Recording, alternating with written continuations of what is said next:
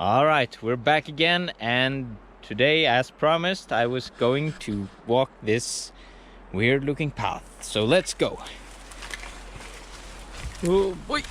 Whoa. Having a good balance is not too bad. Now I am cheating with my stick over here, but it's better than nothing. Okay. Oop. Okay. Yeah. Would you look at that? It's not that hard at all. If you just know that you don't have to trust the plants, trust the ground. All right, so what is a culture composed of? A culture is composed, the composition of a culture is that of, I think we're gonna turn the camera away because now it's quite easy to walk here and I'm more exciting to look at than the nature, right? The composition of a culture is that of norms, attitudes, and ideas.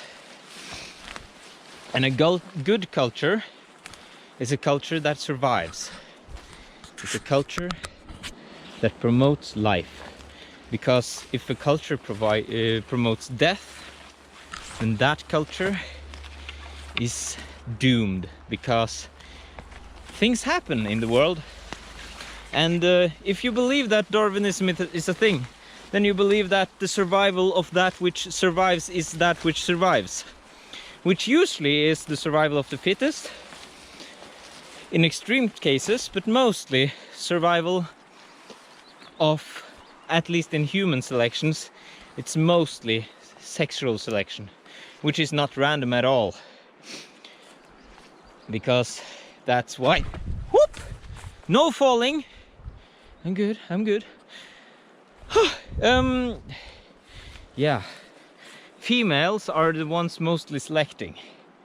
And that is a controversial thing to say, but it's true. I mean, of course, men select in the way that we're not really that picky when it comes to women. As long as they got a pretty face and an IQ that's not room temperature, it's quite alright actually. I don't mind, and I think most men also don't mind. And you can look up some studies about this because it's scientifically proven that if out on the clubs, for example, if a guy walks to a woman and asks her, "Hey, would you like to have sex with me tonight?" the chances are pretty high that he's gonna get a no. Whereas if a pretty attractive lady, doesn't even have to be that attractive, asks the same question, the answer is more likely to be, yeah, go for it. So, but that's a bad culture, in my opinion at least. And my opinion is that of God, so listen to me. And why do I say that? Because having sex with a complete stranger carries a risk. And that risk is unwanted pregnancy. You might say, yeah, but I'm going on the pills and I have this prevention methods. And sure, it's 99% sure, but those fail every once in a while. And also, at least for us men, a lot of us like our women to not have been sleeping with hundreds of partners before, or tens. But because that carries this sort of stigma with it, means that you look at sex as a way of gratifying yourself and not something special. And sex should be something special because that's what is made to keep two people together. That is the sticky slime of a glue that keeps the man and the woman together. And made for each other. It's a key and a keyhole, if you will. And it should be more special than a handshake. Because if you like sex, like I do, because God loves his sex, then you should make it more special.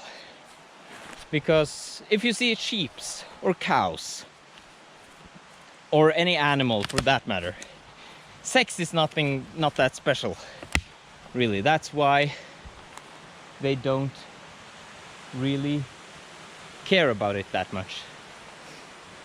Because you don't see cows and sheep and every other animal having sex all the time because it's so good. So they have a different view on sex, because those the types of species that enjoyed sex too much, they died out. Because yes, it promotes life in the sense that it makes more life, but I walked wrong, by the way. I'm going underneath the power lines, if that's possible. But yeah, even God makes mistakes. If you like the sex too much, then you're going to get desensitized, and sex won't matter that much. And the reason why sex matters this much and is this high in our consciousness as humans is because of the limitlessness, I guess, of the sex. You don't get sex from human females very often, and that's why it's so good, because it's so special. I'm trying to climb up a little hill. Okay, there we go. And when you first get the sex, then it's good, because that means you get to survive another round of evolution, and that is perfect, just perfect. Because that's what you want. That really means that you did something right in this life. And if you just get it because, well, the females are not that picky anymore, then it's just a matter of time before your genes die out, because you're getting weaker and weaker, because not that much is being asked of you in the culture. And if the culture goes weak, and there's suddenly a natural catastrophe, which I sometimes bring, because you want to evolve, and you don't get to evolve without challenge.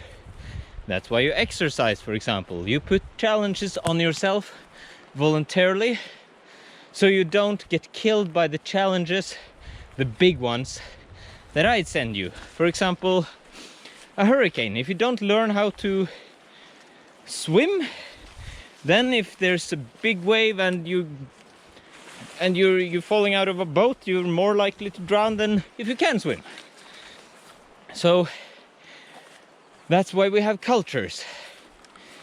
And humans are very good at cultures. It determines everything for us, almost. So the more difficult a culture is, the more evolved that group is going to be, and the faster it will evolve. However, the difficult thing is that it's going to promote more death as well, because it shaves off all that is unworthy of that culture, which makes a strong culture, but it's a brutal way to make a strong culture.